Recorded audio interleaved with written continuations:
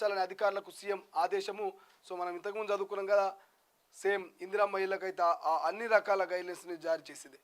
ఇక సోషల్ మీడియాలో డ్రగ్స్ దందా, గంజాయి, హెరాయిన్, కొకైన్ ఏది కావాలంటే అది నిఘాకు చిక్కకుండా ఎప్పటికప్పుడు కొత్త పంత. ఇక పబ్బులు, హోటళ్లు, రిసార్ట్లో నిరాటకంగా పార్టీలు. ర్యాట్స్ అండ్ డ్రగ్స్ కేసు విచారణలో కీలక విషయాలు. ఫిబ్రవరిలోనే 10 సార్లు డ్రగ్స్ సరఫరా. హైదరాబాద్ను ముంచెత్తుతున్న మత్తు పదార్థాలు. ఇక ర్యాట్సన్ కేసులో తవ్వే కొద్ది కొత్త విషయాలు. మిర్జా వాహిద్ రిమాండ్ రిపోర్ట్లో క్రిష్ పేరు. ఒక్కో గ్రామ్ కొకైన్కు 15,000 పైన. క్రిష్ నుంచి శాంపిల్స్ తీసుకున్న పోలీసులు. నిజంగా ఈ డ్రగ్స్ వార్తలు చూస్తూ ఉంటే గతంలో ఒక సీరియల్ టైప్లో ఇక సినీ తారాల విచారణలు జరిగి ఇక అందరినీ కూడా నిర్దోషులుగా వదిలిపెట్టినటువంటి పరిస్థితి మనం చూసినాం.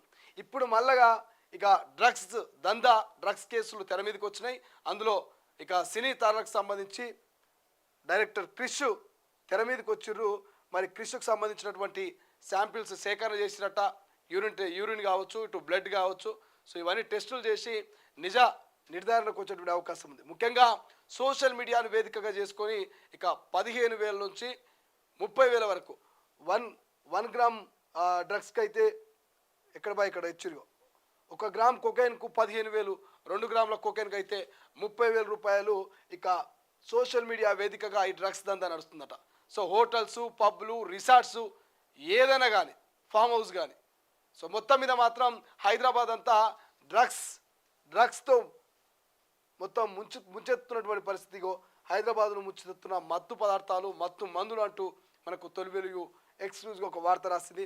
సో ఇప్పటికే రాష్ట్ర ప్రభుత్వం అధికారంలోకి వచ్చిన 5-10 రోజుల్లోనే ఉక్కుపాదం మోపబోతా ఉన్నాం, మత్తు పదార్థాలను ఎక్కడికక్కడ అరికడతాం అనేటువంటి స్టేట్మెంట్ చేసినటువంటి ముఖ్యమంత్రి రేవంత్ రెడ్డి గారు. ఒక్కసారి ఈ వార్త చూడాలి.